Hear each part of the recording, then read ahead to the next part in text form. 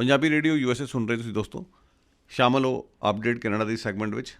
ਅੱਜ ਅਸੀਂ ਤੁਹਾਡੀ ਗੱਲਬਾਤ ਕਰਾਵਾਂਗੇ ਇੱਕ ਖਾਸ ਮਹਿਮਾਨ ਨਾਲ, ਟੀਨਾ ਕੌਰ, ਜਿਹੜੀ ਕਿ ਦਸਤਾਵੇਜ਼ੀ ਫਿਲਮ ਨਿਰਮਾਤਾ ਹੈ ਔਰ ਇਸ ਸਮੇਂ ਵੈਂਕੂਵਰ ਦੇ ਦੌਰੇ 'ਤੇ ਹੈ। ਔਰ ਉਸ ਦੀ ਚਰਚਿਤ ਦਸਤਾਵੇਜ਼ੀ film 1984 when the sun didn't rise, ਜਿਸ ਦੇ ਲਈ ਉਸਨੂੰ ਇਨਾਮ ਵੀ ਮਿਲ ਚੁੱਕਿਆ, ਇਹ 1984 ਦੇ ਸਿੱਖ ਵਿਰੋਧੀ ਕਤਲੇਆਮ ਦੇ ਬਾਰੇ, ਖਾਸ ਤੌਰ 'ਤੇ ਕਿਵੇਂ ਉਸਨੇ ਨਵੀਆਂ ਨਸਲਾਂ ਨੂੰ ਜਿਹੜਾ ਹੈ ਬਰਬਾਦ ਕਰਕੇ ਰੱਖ ਦਿੱਤਾ, ਜਿਹੜੇ ਬੱਚੇ ਜਿਨ੍ਹਾਂ ਦੇ ਮਾਪੇ ਇਸ ਕਤਲੇਆਮ ਵਿੱਚ ਮਾਰੇ ਗਏ, ਨਸ਼ਿਆਂ 'ਚ ਪੈ ਗਏ, ਬਹੁਤ ਕੁਝ ਇਸ ਫਿਲਮ ਰਾਹੀਂ ਉਸਨੇ ਦਰਸਾਇਆ। ਇਸ ਦੀ ਹੁਣ ਸਕਰੀਨਿੰਗ ਹੋਣ ਜਾ ਰਹੀ ਹੈ 2 ਨਵੰਬਰ ਨੂੰ ਯੂਨੀਵਰਸਿਟੀ ਆਫ ਬ੍ਰਿਟਿਸ਼ ਕੋਲੰਬੀਆ ਵਿਖੇ, ਕਮਰਾ ਨੰਬਰ 120 CK ਚੋਈ ਬਿਲਡਿੰਗ। ਦੁਪਹਿਰੇ 1 ਵਜੇ ਲੈ ਕੇ ਸ਼ਾਮ ਦੇ 6 ਵਜੇ ਤੱਕ ਵਿਸ਼ੇਸ਼ ਪ੍ਰੋਗਰਾਮ ਹੋ ਰਿਹਾ, ਜਿਸ ਵਿੱਚ ਅੱਡ-ਅੱਡ ਬੁਲਾਰੇ ਆਉਣਗੇ ਔਰ ਟੀਨਾ ਦੀ ਇਹ ਫਿਲਮ ਵੀ ਦਰਸਾਈ ਜਾਵੇਗੀ, ਉਸ 'ਤੇ ਚਰਚਾ ਵੀ ਹੋਵੇਗੀ। ਇਸ ਦੇ ਬਾਰੇ ਖਾਸ ਗੱਲਬਾਤ। ਟੀਨਾ ਜੀ, ਸਾਡੇ ਪ੍ਰੋਗਰਾਮ ਵਿੱਚ ਤੁਹਾਨੂੰ ਬਹੁਤ ਨਿੱਘੀ ਜੀ ਆਇਆ। ਹਾਂਜੀ, ਥੈਂਕ ਯੂ ਵੈਰੀ ਮਚ। ਮੈਨੂੰ ਬਹੁਤ ਖੁਸ਼ੀ ਹੈ ਕਿ ਮੈਂ ਕੈਨੇਡਾ 'ਚ ਫਸਟ ਟਾਈਮ ਆਈ ਹਾਂ ਅਤੇ ਇੱਥੇ ਫਿਲਮ ਦਿਖਾਈ ਜਾ ਰਹੀ ਹੈ ਅਤੇ ਇੰਨਾ ਪਿਆਰ ਸਤਿਕਾਰ ਮਿਲ ਰਿਹਾ। ਸੋ ਟੀਨਾ ਜੀ, ਸਾਨੂੰ ਸਭ ਤੋਂ ਪਹਿਲਾਂ ਦੱਸੋ ਕਿ ਜਿਹੜੀ ਤੁਹਾਡੀ ਇਹ ਦਸਤਾਵੇਜ਼ੀ ਫਿਲਮ ਹੈ, ਇਸ ਦਾ ਵਿਸ਼ਾ ਵਸਤੂ ਕੀ ਹੈ? ਔਰ ਵੈਸੇ ਦਸਤਾਵੇਜ਼ੀ ਫਿਲਮਾਂ ਹੋਰ ਵੀ ਬਣੀਆਂ 84 ਦੇ ਉੱਤੇ, ਤੁਹਾਡੀ ਇਹ ਜਿਹੜੀ ਦਸਤਾਵੇਜ਼ੀ ਫਿਲਮ ਬਾਕੀਆਂ ਫਿਲਮਾਂ ਨਾਲੋਂ ਕਿਵੇਂ ਵੱਖਰੀ ਹੈ? ਦੇਖੋ, ਜਦ ਮੈਂ ਸਟਾਰਟ ਕੀਤਾ ਸੀ ਬਣਾਉਣਾ ਫਿਲਮ ਨੂੰ 2011 ਦੇ ਵਿੱਚ, ਅਤੇ ਮੇਰੇ ਮਨ 'ਚ ਇਹ ਗੱਲ ਸੀਗੀ ਕਿ ਇੱਕ ਇਹੋ ਜਿਹੀ ਇੰਟਰਨੈਸ਼ਨਲ ਫਿਲਮ ਅੱਜ ਤੱਕ ਹਲੇ 84 ਤੱਕ ਨਹੀਂ ਬਣੀ ਸੀ, ਜਿਹੜੀ ਕਿ ਮਤਲਬ ਜਿਸ ਤਰ੍ਹਾਂ ਅਸੀਂ ਇੱਕ ਵਰਲਡ ਲੈਵਲ 'ਤੇ ਕਿਤੇ ਵੀ ਸਕਰੀਨਿੰਗ ਕਰ ਸਕੀਏ। ਕੋਈ ਵੀ ਇਹੋ ਜਿਹਾ ਬੰਦਾ ਜਿਹਨੂੰ 84 ਬਾਰੇ ਬਿਲਕੁਲ ਨਹੀਂ ਪਤਾ, ਅਗਰ ਉਹ ਵੀ ਦੇਖੇ ਅਤੇ ਉਹ ਵੀ ਇਸ ਭਾਵਨਾ ਨਾਲ, ਇਸ ਸਿੰਪੈਥੀ ਨਾਲ ਸਮਝੇ ਕਿ ਵਾਇਲੈਂਸ ਦਾ ਇਫੈਕਟ ਕਿੰਨਾ ਜ਼ਿਆਦਾ ਹੋਇਆ 30 ਸਾਲਾਂ ਬਾਅਦ ਵੀ। ਅਤੇ ਇਹ ਮੇਰੇ ਮਨ 'ਚ ਸੀਗਾ ਔਰ ਇਸੀ ਸੋਚ ਨਾਲ, ਔਰ ਮੈਂ ਇੱਕ ਇਹੋ ਜਿਹੀ ਵੈਲ ਰਾਊਂਡਡ ਡਾਕੂਮੈਂਟਰੀ ਬਣਾਉਣਾ ਚਾਹੁੰਦੀ ਸੀ ਜਿਸ 'ਚ ਸਾਰੇ ਜਿਹੜੇ ਨੇ ਪਰਸਪੈਕਟਿਵ ਕਵਰ ਹੋਣ।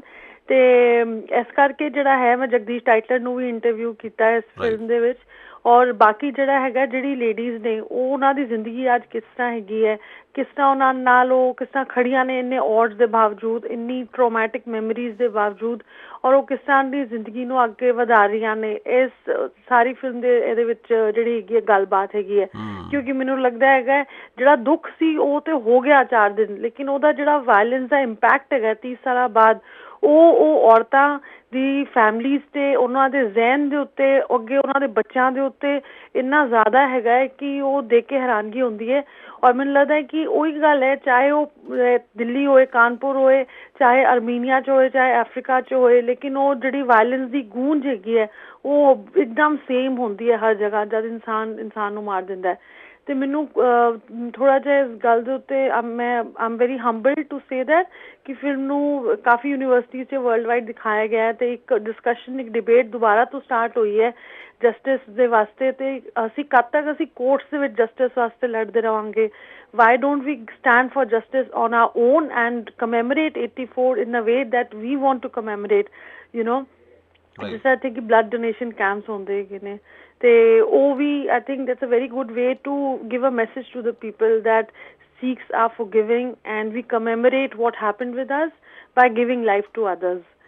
ਤੇ ਇਹ ਸੋਚ ਸੀਗੀ ਇਸ ਫਿਲਮ ਵਾਸਤੇ, ਤੇ ਉਹਨੂੰ ਹੀ ਲੈ ਕੇ ਚੱਲਦੇ ਪਏ ਹਾਂ।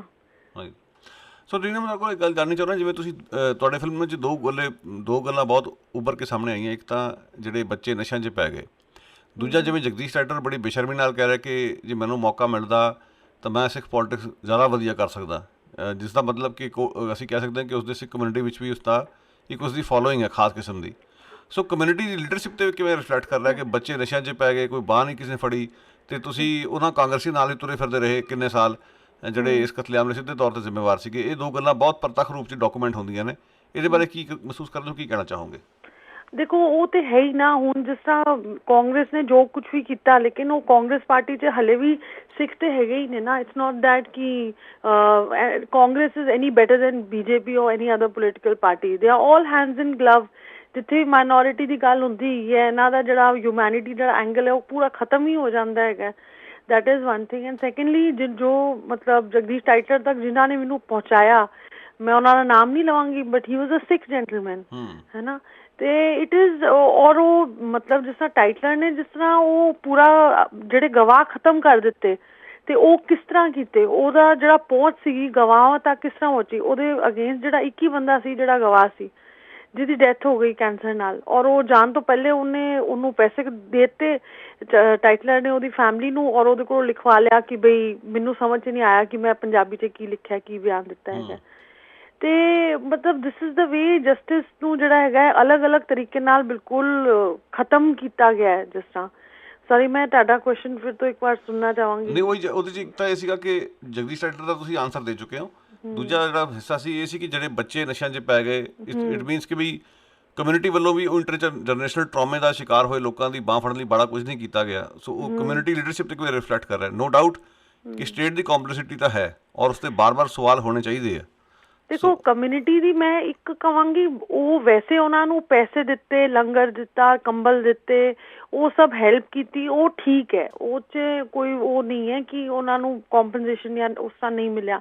ਲੇਕਿਨ ਦੇਖੋ ਇੱਕ ਇਨਸਾਨ ਨੂੰ ਜਿਹੜੀ ਹੁੰਦੀ ਹੈ ਨਾ, ਉਹ ਜ਼ਰੂਰਤ ਖਾਲੀ ਪੈਸਿਆਂ ਦੀ ਨਹੀਂ ਹੁੰਦੀ, ਉਹਨੂੰ ਕੰਪੈਸ਼ਨ ਦੀ ਜ਼ਰੂਰਤ ਹੁੰਦੀ ਹੈ। ਇਹੋ ਜਿਹੀ ਵੱਡੀ ਟ੍ਰੈਜੇਡੀ ਤੋਂ ਬੰਦਾ ਨਿਕਲਦਾ ਹੈ, ਉਹਨੂੰ ਇੱਕ ਇਮੋਸ਼ਨਲ ਕਾਉਂਸਲਿੰਗ ਦੀ ਜ਼ਰੂਰਤ ਹੁੰਦੀ ਹੈ। ਇੱਕ ਉਹ ਕੋਈ ਇਹੋ ਜਿਹਾ ਬੰਦਾ ਹੋਏ ਜੋ ਉਹਨਾਂ ਦੀ ਬਾਂਹ ਫੜ ਕੇ ਉਹਨਾਂ ਦੀ ਗੱਲਾਂ ਸੁਣ ਸਕੇ, ਜੋ ਪਿਆਰ ਨਾਲ ਉਹਨਾਂ ਨੂੰ ਮਤਲਬ ਸਹੇਜ ਸਕੇ। ਤੇ ਮੈਨੂੰ ਲੱਗਦਾ ਕਿ ਸ਼ਾਇਦ 84 'ਚ ਉਹ ਤਾਂ ਓਬਵੀਅਸਲੀ ਉਸ ਵੇਲੇ ਤੇ ਇੰਨੀ ਪ੍ਰੋਬਲਮ ਸੀ ਕਿ ਮਤਲਬ ਬੇਅਰ ਮਿਨੀਮਮ 2 ਟਾਈਮ ਦੀ ਰੋਟੀ ਮਿਲਣੀ ਮੁਸ਼ਕਿਲ ਸੀਗੀ। ਲੇਕਿਨ ਮੈਂ ਜਦ ਨੋਟ ਕੀਤਾ ਕਿ ਜਦ ਮੈਂ ਔਰਤਾਂ ਕੋਲ ਜਾ ਕੇ ਬੈਠਦੀ ਸੀ, ਉਹਨਾਂ ਨਾਲ ਗੱਲਬਾਤ ਕਰਦੀ ਸੀਗੀ, ਤੇ ਉਹ ਆਪਣਾ ਦਿਲ ਦਾ ਦੁੱਖ ਮੇਰੇ ਨਾਲ ਸਾਂਝਾ ਕਰਦੇ ਸੀ। ਔਰ ਉਹ ਕਾਫੀ ਮਤਲਬ ਮੈਨੂੰ ਯਾਦ ਵੀ ਨਹੀਂ ਰਹਿੰਦਾ ਸੀ ਕੈਮਰਾ ਔਨ ਕਦ ਹੋਇਆ ਤੇ ਬੰਦ ਕਦ ਕੀਤਾ ਸੀ। ਐਂਡ ਉਹ ਜਿਸ ਤਰ੍ਹਾਂ ਨਾ ਆਪਣਾ ਮਤਲਬ ਪੂਰਾ ਦੇ ਵਰ like just sharing ਦੈਮਸੈਲਵਸ with me. ਤੇ ਮੈਨੂੰ ਇਸ ਤਰ੍ਹਾਂ ਲੱਗਣ ਲੱਗ ਗਿਆ ਸੀ ਕਿ ਜਿਸ ਤਰ੍ਹਾਂ ਨਾ ਇਨਡਾਇਰੈਕਟਲੀ ਆਈ ਥਿੰਕ ਮੈਂ ਉਹਨਾਂ ਦੇ ਇੱਕ ਕਮਿਟਡ ਲਿਸਨਰ ਜਾਂ ਜਿਸ ਤਰ੍ਹਾਂ ਇੱਕ ਕਾਉਂਸਲਰ ਇੱਕ ਹੁੰਦਾ ਹੈਗਾ, ਉਹ ਹੋ ਗਈ ਜੋ ਉਹਨਾਂ ਦੀ ਗੱਲਾਂ, ਉਹਨਾਂ ਦੀ ਮੈਮਰੀਜ਼, ਉਹ ਸਾਰਾ ਦੁੱਖ ਉਹ ਸਾਂਝਾ ਕਰਦੀ ਰਹੀ। ਤੇ ਉਹ ਮੈਨੂੰ ਲੱਗਦਾ ਕਿ ਉਹ ਮਤਲਬ 30 ਸਾਲਾਂ ਬਾਅਦ ਮੇਰੇ ਆਉਣ ਦੀ ਜ਼ਰੂਰਤ ਕਿਉਂ ਹੋਈ। ਮੈਨੂੰ ਲੱਗਦਾ ਕਿ ਅਗਰ ਉਹ ਅਸੀਂ ਇਹੋ ਜਿਹਾ ਕੰਮ ਸਾਡੇ ਵੋਲੰਟੀਅਰ, ਸਾਡੇ ਬੱਚੇ ਹੈ ਨਾ, ਯੂਥ, ਨੌਜਵਾਨ ਇਹ ਕਰਦੇ ਰਹਿੰਦੇ over a period of time ਹਰ ਸਾਲ, ਔਰ ਇੱਕ ਉਹਨਾਂ ਨੂੰ ਇਸ ਤਰ੍ਹਾਂ ਦੀ ਭਾਵਨਾ ਹੁੰਦੀ ਕਿ ਅਸੀਂ ਇਕੱਲੇ ਨਹੀਂ ਹੈਗੇ ਨੇ, ਤੇ ਆਈ ਥਿੰਕ ਉਹ ਬਹੁਤ ਵਧੀਆ ਹੁੰਦਾ। ਲੇਕਿਨ ਚੱਕਰ ਹੈ ਕਿ ਕਮਿਊਨਿਟੀ ਉਹਨਾਂ ਨੂੰ ਡਿਸਕ੍ਰਿਮੀਨੇਟ ਕਰਦੀ ਆ ਰਹੀ ਹੈ ਦਿੱਲੀ 'ਚ ਕਿ ਬਈ ਇਹ ਲੁਬਾਣੇ ਸਿੱਖ ਨੇ ਜਾਂ ਇਹ ਛੋਟੇ ਕਾਸਟ ਦੇ ਹੈਗੇ ਨੇ। ਔਰ ਉਹ ਮੈਨੂੰ ਲੱਗਦਾ ਹੈ it is very pitiful, it's a very small way of thinking ਕਿ ਇਸ ਤਰੀਕੇ ਨਾਲ ਜੋ ਦੇਖ ਰਹੇ ਨੇ ਲੋਕਾਂ ਨੂੰ, that is very shameful I think. ਔਰ ਦੈਟ ਇਜ਼ ਦ ਰੀਜ਼ਨ ਉਹ 12 ਕਿਲੋਮੀਟਰ ਦੂਰ ਰਹਿੰਦੇ ਨੇ ਪਾਰਲੀਮੈਂਟ ਤੋਂ। ਫਿਲਮ ਦੀ ਸਕਰੀਨਿੰਗ ਉੱਥੇ ਗੁਰਦੁਆਰਾ ਰਕਾਬਗੰਜ ਸਾਹਿਬ ਹੋਈ, ਲੇਕਿਨ ਉਹਨਾਂ ਨੂੰ ਨਹੀਂ ਬੁਲਾਇਆ ਗਿਆ। ਮੈਨੂੰ ਉਸ ਦਿਨ ਬਹੁਤ ਬੁਰਾ ਲੱਗਿਆ ਕਿ 12 ਕਿਲੋਮੀਟਰ ਤੋਂ ਤੁਸੀਂ 4 ਲੇਡੀਜ਼ ਨੂੰ ਬੁਲਾ ਕੇ ਅਗਰ ਸਿਰੋਪਾ ਦਿੰਦੇ ਜਾਂ ਪਿਆਰ ਸਨਮਾਨ ਨਾਲ ਗੱਲਬਾਤ ਵੀ ਕਰਦੇ ਤਾਂ ਉਹ ਵੀ ਉਹਨਾਂ ਵਾਸਤੇ ਬਹੁਤ ਵੱਡੀ ਗੱਲ ਸੀ। ਹੁਣ ਜਸਟ ਬਿਕੋਜ਼ ਕਿ ਮੈਨੂੰ ਦੇਖਿਆ ਜਾਂਦਾ ਹੈ ਕਿ ਮੈਂ ਮਤਲਬ ਟੀਨਾ ਕੌਰ ਪਸੀਚਾ ਇੱਕ ਅਪਰ ਕਾਸਟ ਦੀ ਸਰਦਾਰ ਦੀ ਕੁੜੀ ਹੈਗੀ, ਅੱਛੇ ਫੈਮਿਲੀ ਬੈਕਗਰਾਊਂਡ ਤੋਂ, ਇਹਨੇ ਫਿਲਮ ਬਣਾਈ ਹੈ ਤਾਂ ਮੈਨੂੰ ਸਨਮਾਨਿਤ ਕੀਤਾ ਜਾਂਦਾ ਹੈ। ਮੈਂ ਕਹਿੰਦੀ ਹਾਂ ਮੈਨੂੰ ਸਨਮਾਨਿਤ ਨਾ ਕਰੋ, ਉਹ ਤੁਸੀਂ ਫਿਲਮ ਦੇਖੋ ਤੇ ਉਹਨਾਂ ਲੋਕਾਂ ਤੱਕ ਪਹੁੰਚੋ, ਉਹਨਾਂ ਨੂੰ ਪਿਆਰ ਸਤਿਕਾਰ ਦਿਓ, ਬਿਕੋਜ਼ ਮੈਨੂੰ ਲੱਗਦਾ ਉਹਨਾਂ ਨੂੰ ਇਨਕਲੂਜਨ ਦੀ ਜ਼ਰੂਰਤ ਹੈਗੀ ਹੈ, ਸੁਸਾਇਟੀ ਨੂੰ ਸਮ ਕਰਨ ਦੀ ਜ਼ਰੂਰਤ ਹੈ। ਅਸੀਂ ਜਿਹੜਾ ਇਹ ਕਰਨੇ ਹੈਗੇ ਆ ਨਾ ਡਿਸਕ੍ਰਿਮੀਨੇਸ਼ਨ ਕਿ ਇਹ ਲੁਬਾਨਾ, ਇਹ ਰਾਮਗੜੀਆ, ਇਹ ਜੱਟ, ਇਹ ਅਰੋੜਾ, ਮੈਨੂੰ ਬਹੁਤ ਹੀ ਮਤਲਬ ਬੁਰਾ ਲੱਗਦਾ ਹੈਗਾ। ਔਰ ਮੈਨੂੰ ਲੱਗਦਾ ਅਸੀਂ ਗੁਰੂ ਨਾਨਕ ਦੇਵ ਜੀ ਦਾ ਜਨਮ ਦਿਨ ਮਨਾ ਰਹੇ ਹਾਂ, ਜੋ ਉਹਨਾਂ ਦੀ ਗੱਲਾਂ ਕਹੀ ਹੋਈਆਂ ਤੇ ਨਹੀਂ ਚੱਲਦੇ।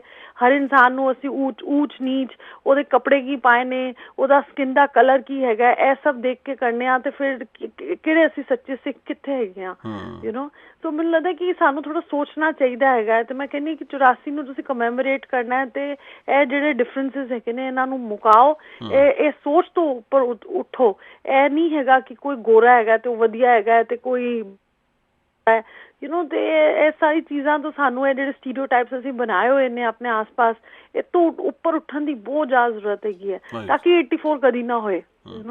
ਟੀਨਾ, ਤੁਸੀਂ ਆਪਣੇ ਐਕਸਪੀਰੀਅੰਸ ਤੁਹਾਨੂੰ ਦੱਸੋ ਕਿ ਜਦੋਂ 84 ਦੇ ਬਾਰੇ ਤੁਸੀਂ ਰਿਸਰਚ ਕੀਤੀ, ਇਹ ਬਹੁਤ ਵਾਰੀ ਗੱਲ ਲੋਕਾਂ ਨੇ ਸਿੱਟਾ ਕੱਢਿਆ ਕਿ ਇੱਕ ਕਲਚਰ ਆਫ ਇੰਪਿਊਨਿਟੀ ਸੀ ਜਿਸ ਦੇ ਕਰਕੇ 84 ਹੋਇਆ। ਉਸ ਤੋਂ ਬਾਅਦ ਉਸੀ ਦਾ ਦੁਹਰਾਓ 2002 'ਚ ਵੀ ਹੋਇਆ, 2008 'ਚ ਕਦਮਾਲ ਵਿੱਚ ਵੀ ਹੋਇਆ, ਔਰ ਅੱਜ ਅਸੀਂ ਦੇਖ ਰਹੇ ਹਾਂ ਕਿ ਕਸ਼ਮੀਰ ਦੇ ਵਿੱਚ ਜਿਸ ਤਰੀਕੇ ਨਾਲ ਪੁਲਵਾਮਾ ਦੇ ਹਮਲੇ ਤੋਂ ਬਾਅਦ ਕਸ਼ਮੀਰੀਆਂ ਦੀ ਘੇਰਾਬੰਦੀ ਸਾਰੇ ਭਾਰਤ ਵਿੱਚ ਹੋਈ ਹੈ। ਇਹ ਲਗਭਗ ਉਹੀ ਪੈਟਰਨ ਫੋਲੋ ਹੋ ਰਿਹਾ। ਤੁਹਾਨੂੰ ਲੱਗਦਾ ਕਿ 84 ਨੇ ਇਸ ਤਰੀਕੇ ਨਾਲ ਪ੍ਰੈਸੀਡੈਂਟ ਸੈੱਟ ਕੀਤਾ ਜਿਸ ਦੇ ਕਰਕੇ ਇਹ ਸਾਰਾ ਕੁਝ ਹੋ ਰਿਹਾ? ਦੇਖੋ ਜਿਸ ਦੇਸ਼ 'ਚ ਇਸ ਤਰ੍ਹਾਂ ਹੋਏਗਾ ਜਿੱਥੇ ਕਿ 84 ਜਿਸਾ ਇੰਨਾ ਇਨਜਸਟਿਸ ਹੋਇਆ ਔਰ ਉਹਦੀ ਕੋਈ ਸੁਣਵਾਈ ਨਹੀਂ ਹੈ, ਮਤਲਬ ਲੋਕੀ ਮਤਲਬ ਜਿਹੜਾ ਹੈ ਨਾ ਜਸਟਿਸ ਦੇ ਦਰਵਾਜ਼ੇ ਖਟਖਟਾ ਕੇ ਥੱਕ ਗਏ, ਨਿਊਜ਼ਪੇਪਰਸ ਨੇ ਲਿਖਣਾ ਬੰਦ ਕਰਤਾ, ਜਰਨਲਿਸਟ ਨੂੰ ਇਨਫੋਰਮੇਸ਼ਨ ਮਿਲਣੀ ਬੰਦ ਹੋ ਗਈ ਕਿ ਇਸ ਕੇਸ 'ਚ ਹੋ ਕੀ ਰਿਹਾ। ਤੇ ਜਿੱਥੇ ਇੰਨਾ ਘਨਘੋਰ ਜਿਹੜਾ ਹੈਗਾ ਹੈ ਅਨਿਆਏ ਹੋਏ, ਉਹ ਤੇ ਫਿਰ ਹੁੰਦਾ ਹੀ ਚੱਲਦਾ ਜਾਏਗਾ ਨਾ, ਕਿਉਂਕਿ ਲੋਕਾਂ ਦੀ ਜਿਹੜੀ ਹੈਗੀ ਹੈ ਉਹ ਉਹਨਾਂ ਦਾ ਕਰੇਜ ਵੱਧ ਜਾਂਦਾ ਹੈ ਕਿ ਅਸੀਂ ਕੁਝ ਵੀ ਕਰ ਸਕਦੇ ਹਾਂ, ਕਿਸੇ ਨੂੰ ਵੀ ਮਾਰ ਸਕਦੇ ਹੈਗੇ ਹਾਂ, ਇਹ ਸਾਡਾ ਦੇਸ਼ ਹੈਗਾ, ਸਾਡਾ, ਅਸੀਂ ਤਾਂ ਛੁੱਟੀ ਜਾਵਾਂਗੇ, ਤੁਮਕੋ ਪਤਾ ਨਹੀਂ ਹੈ ਕਿ ਮੇਰੇ ਪਾਪਾ ਕੌਣ ਹੈ। ਤੇ ਇੱਥੇ ਇਹ ਜਿਹੜੀ ਮਾਨਸਿਕਤਾ ਹੈਗੀ ਹੈ ਪੂਰੇ, ਮੈਨੂੰ ਲੱਗਦਾ ਹੈ ਨਾਰਥ ਆਫ ਇੰਡੀਆ ਦੇ ਵਿੱਚ ਬਹੁਤ ਜ਼ਿਆਦਾ ਫੈਲੀ ਹੋਈ ਹੈ। ਮੈਂ ਵੈਸਟ ਔਰ ਸਾਊਥ ਵਾਸਤੇ ਤੇ ਨਹੀਂ ਕਹਾਂਗੀ, ਲੇਕਿਨ ਐਟਲੀਸਟ ਨਾਰਥ 'ਚ ਤੇ ਮੈਂ ਖੁਦ ਦੇਖਿਆ ਹੈਗਾ ਬਹੁਤ ਜ਼ਿਆਦਾ ਹੈਗੀ ਹੈ। ਤੇ ਉਹ ਜਿਹੜਾ ਨਾ, ਇਸ ਕਰਕੇ ਉਹ ਰਿਪੀਟ ਹੁੰਦਾ ਹੀ ਰਹਿ ਰਿਹਾ pattern, because history repeats itself, because we are not learning chapters from the history.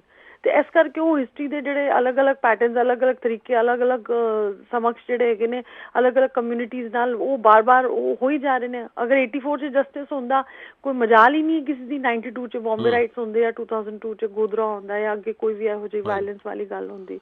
But ਔਰ ਉਹ ਕਸ਼ਮੀਰ 'ਚ ਅੱਜ ਜੋ ਹੋ ਰਿਹਾ ਹੈਗਾ ਉਹ ਤੇ ਬਹੁਤ ਹੀ, ਮਤਲਬ ਮੈਨੂੰ ਲੱਗਦਾ ਦਰਦਨਾਕ ਹੈਗਾ ਕਿ ਲੋਕਾਂ ਦੇ, ਕਸ਼ਮੀਰ ਦੇ ਜਿਹੜੇ ਲੋਕੀ, ਉਹਨਾਂ ਦੀ ਜ਼ਿੰਦਗੀ ਬਿਲਕੁਲ ਹੀ ਇੱਕਦਮ ਸਥਿਰ ਹੋ ਚੁੱਕੀ ਹੈ, ਨਾ ਅੱਗੇ ਵਧੀ ਹੈ ਨਾ ਪਿੱਛੇ ਜਾ ਰਹੀ ਹੈ। ਉਹ ਇੱਕ ਅਲੱਗ ਤਰੀਕੇ ਦੇ ਡਿਲੇਮਾ 'ਚ ਹੈਗੇ ਨੇ, ਔਰ ਨਾ ਉਹਨਾਂ ਦੀ ਕੋਈ ਸੁਣਵਾਈ ਹੈ ਕਿਸੇ ਤਰੀਕੇ ਨਾਲ।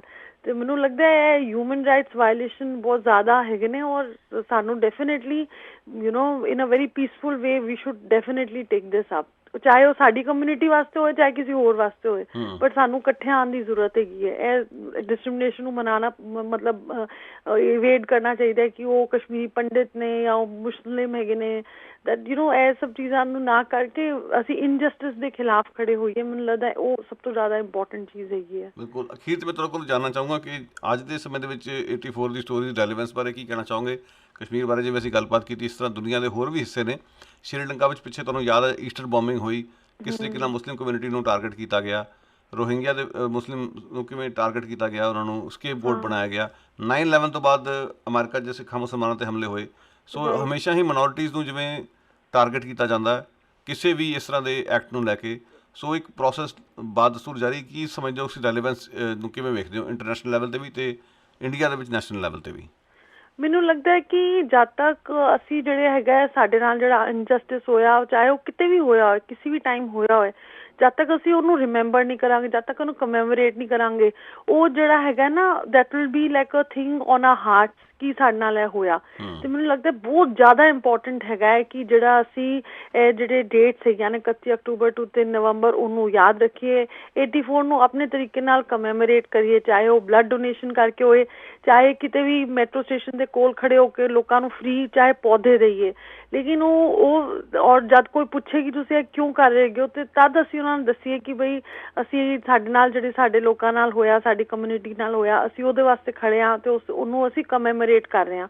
ਕਿਉਂਕਿ ਪਤਾ ਕਿ ਇਹ ਹਿਸਟਰੀ ਦਾ ਸਾਡਾ ਇੱਕ ਪਾਰਟ ਹੈਗਾ ਤੇ ਇਹਨੂੰ ਦਬਾਉਣ ਦੀ ਜ਼ਰੂਰਤ ਨਹੀਂ ਹੈ, ਉਹਨੂੰ ਐਮਨੀਸੀਆ ਨਾਲ, ਚਾਹੇ ਉਹ ਕਿੰਨਾ ਦਰਦਨਾਕ ਹੈ, ਉਹਨੂੰ ਭੁੱਲਣ ਦੀ ਜ਼ਰੂਰਤ ਨਹੀਂ ਹੈਗੀ। ਉਹਦੇ ਵਾਸਤੇ ਖੜੇ ਹੋਣ ਦੀ ਜ਼ਰੂਰਤ ਹੈ, ਔਰ ਹਿਊਮੈਨਿਟੀ ਵਾਸਤੇ ਖੜੇ ਹੋਣ ਦੀ ਜ਼ਰੂਰਤ ਹੈ। ਮੈਨੂੰ ਲੱਗਦਾ ਕਿਉਂਕਿ ਇਨਸਾਨੀਅਤ ਚਾਰੋਂ ਤਰਫ ਦੁਨੀਆ ਦੇ ਵਿੱਚ ਜਿਹੜੀ ਹੈ ਨਾ ਬਹੁਤ ਨੀਚੇ ਗਿਰਦੀ ਜਾ ਰਹੀ ਹੈ। ਇੰਨੇ ਸਾਰੇ ਜਿਸ ਤਰ੍ਹਾਂ ਇਹ ਡਿਸਟਰਬੈਂਸਿਸ ਹੋ ਰਹੀਆਂ ਨੇ, ਚਾਹੇ ਟਰਕੀ ਦੇ ਵਿੱਚ ਹੋਏ, ਚਾਹੇ ਸੀਰੀਆ 'ਚ ਹੋਏ, ਚਾਹੇ ਹੋਰ ਵੀ ਹੁਣ ਤੇ ਕਲਾਈਮੇਟ ਰਿਫਿਊਜੀਜ਼ ਵੀ ਹੋਈ ਜਾ ਰਹੇ ਨੇ। ਤੇ I think it's very important for all of us to collectively come up and stand for things so that ਦੇਖੋ, ਮੈਨੂੰ ਲੱਗਦਾ ਕਿ ਅਸੀਂ ਸੋਚਦੇ ਹਾਂ ਕਿ ਸਾਡੇ ਇਹ ਕਰਨ ਨਾਲ ਕੀ ਹੋਏਗਾ, ਲੇਕਿਨ ਮੈਨੂੰ ਲੱਗਦਾ ਕਿਤੇ ਨਾ ਕਿਤੇ ਇਹਦਾ ਇੱਕ ਨਾ ਇਫੈਕਟ ਹੁੰਦਾ ਹੈਗਾ, ਔਰ ਇਹ ਇਫੈਕਟ ਜਿਹੜਾ ਹੈਗਾ ਸ਼ਾਇਦ ਸਾਨੂੰ ਅਸੀਂ ਰਿਕਾਰਡ ਕਰ ਪਾਈਏ ਚਾਹੇ ਨਾ ਕਰ ਪਾਈਏ, ਮੈਨੂੰ ਲੇਕਿਨ ਲੱਗਦਾ ਕਿ ਸਾਡੀ ਸਾਰੀ ਸੋਚ ਦਾ ਤੇ ਸਾਡੇ ਐਕਸ਼ਨਸ ਦਾ ਵੀ 100% ਇਫੈਕਟ ਹੁੰਦਾ ਹੈਗਾ। ਤੇ ਅਸੀਂ ਇਹਨੂੰ ਕਾਰਪੇਟ ਦੇ ਅੰਦਰ ਨਹੀਂ ਪਾਉਣਾ ਚਾਹੀਦਾ ਕਿ ਅਸੀਂ ਗੱਲ ਨਹੀਂ ਕਰਦੇ, ਭੁੱਲ ਜਾਂਦੇ ਹਾਂ, ਅੱਗੇ ਵਧਦੇ ਹਾਂ। ਉਹ ਅੱਗੇ ਤੇ ਵੱਧ ਚੁੱਕੇ ਹਾਂ ਸਾਰੇ, ਲੇਕਿਨ ਦਾ ਪੁਆਇੰਟ ਇਜ਼ ਕਿ ਇਹ ਜਿਹੜੇ ਹੈਗੇ ਨੇ ਟਾਈਮ, ਚਾਹੇ 31 ਅਕਤੂਬਰ ਹੋਏ, ਚਾਹੇ ਜੂਨ ਦੇ ਵਿੱਚ ਹੋਏ ਜਿਹੜਾ ਬਲੂ ਸਟਾਰ ਹੋਏ, ਚਾਹੇ ਕਦੀ ਵੀ ਹੋਏ, but we should always remember that this is a part of our history and we should give justice in our way by forgiving people, right, by standing for compassion. But the point is that we should definitely keep the dialogue alive for truth and justice.